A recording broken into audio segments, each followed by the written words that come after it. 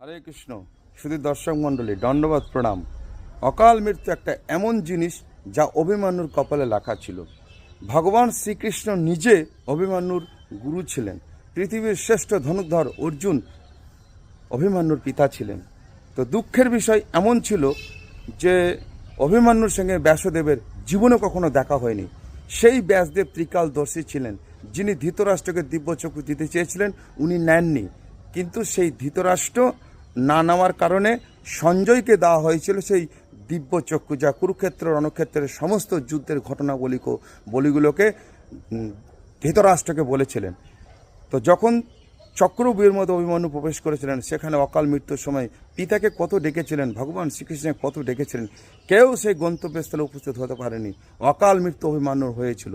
তো অকাল মৃত্যুকে কেউ রোধ করতে পারে না। কালের প্রভাবে সকলের একদিন মৃত্যু হবে। হরে কৃষ্ণ।